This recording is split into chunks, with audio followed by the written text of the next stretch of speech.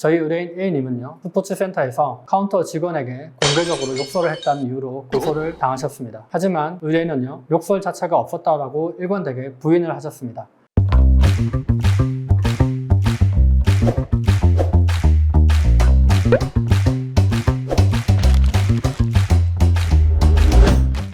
안녕하세요. 대한변호사협회 정식 등록된 형사전문 신정우 변호사입니다. 오늘은 2023년에 제가 직접 변호한 모욕죄 사건을 소개해 드리도록 하겠습니다. 이번 사건은요, 제가 경찰 조사 단계부터 의뢰인의 억울함을 입증해서 결국 혐의 없음 결정을 받아낸 사건인데요. 비슷한 상황에 놓이신 분들께 도움이 되기를 바랍니다. 먼저 모욕죄가 무엇인지 짚어보도록 하겠습니다. 형법 제311조는 공연히 사람을 모욕한 자를 1년 이하의 징역 또는 200만 원 이하의 벌금에 처하도록 규정하고 있습니다. 여기서 공연이란 여러 사람에게 전파될 가능성이 있다라는 뜻입니다. 예를 들어 둘만 있는 방 안에서 귓속말로 야이 X야 라고 조용히 욕을 한다면 전파될 가능성이 없으므로 공연성이 부정돼서 모욕죄가 성립하기 어렵습니다. 반면 다수가 지켜보는 자리에서 야이 라고 욕설을 한다면 여러 사람에게 전파될 가능성이 있으므로 공연성이 쉽게 인정되는 것입니다. 그렇다면 모욕이란 무엇일까요? 상대방의 사회적 평가를 떨어뜨리는 경멸적 감정의 표현을 말합니다. 흔히 생각하시는 욕설이 대표적인 모욕이 될 것입니다. 반면 모욕과 구별해야 할 것은 명예훼손인데요. 허위사실을 퍼뜨려서 평판을 훼손하면요, 모욕이 아니라 명예훼손죄가 문제가 됩니다. 예를 들어 야이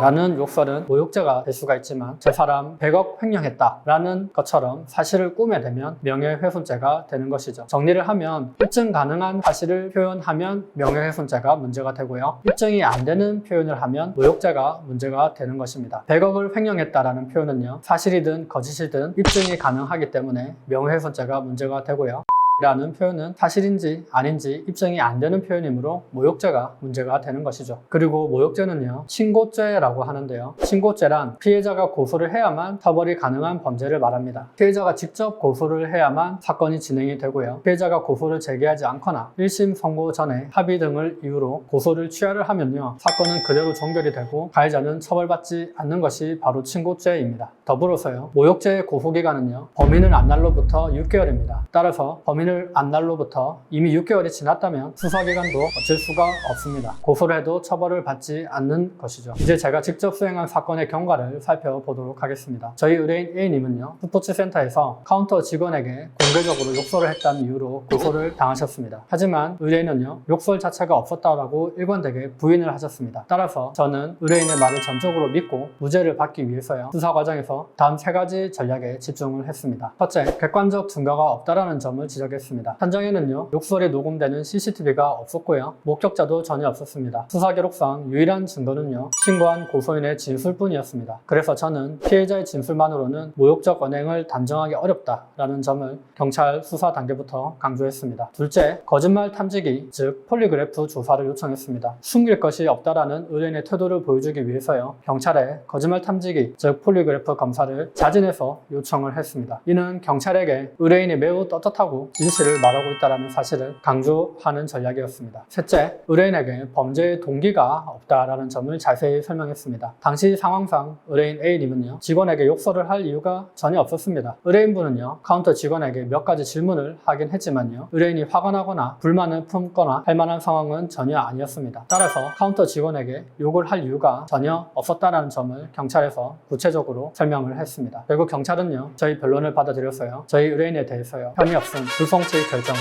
내렸습니다. 이로써 저희 의뢰인 A님은요, 형사처벌을 면했을 뿐만 아니라 전과 기록이 남지 않아 일상으로 무사히 복귀하실 수가 있었습니다. 이처럼 모욕죄는요, 사실관계가 불분명하거나 증거가 부족하면 초기에 강력하게 대응해서 불송치 결정을 이끌어낼 수 있는 혐의입니다. 반대로 욕설이 분명한 경우라도요, 신고죄의 특성을 활용해서 피해자와 신속히 합의하면 처벌을 피할 수 있는 여지도 있습니다. 모욕죄 사건은요, 상황별로 전략이 다 다르니까요, 혼자서 고민하지 마시고 전문가와 상의하시기를 꼭 권해드립니다. 오늘은요, 모욕죄로 입건된 의뢰인을요, 제가 직접 경찰 조사 단계부터 변호해서요, 결국 경찰 불송치 결정으로 사건을 종결시킨 실제 사례를 소개해드렸습니다. 만약 모욕죄로 고소를 당하셨거나 고소를 준비 중이신 분이라면 언제든지 연락 주시기 바랍니다. 오늘 소개해드린 사건과 같이요, 사건 초기 단계부터 최선의 해결책을 제시해드리도록 하겠습니다. 오늘 영상 끝까지 시청해주셔서 감사합니다. 다음번에는요, 더 좋은 영상으로 찾아뵙도록 하겠습니다. 오늘 영상이 유익하셨다면요, 좋아요, 구독 부탁드립니다. 이상 형사 전문 신정우 변호사였습니다. 감사합니다.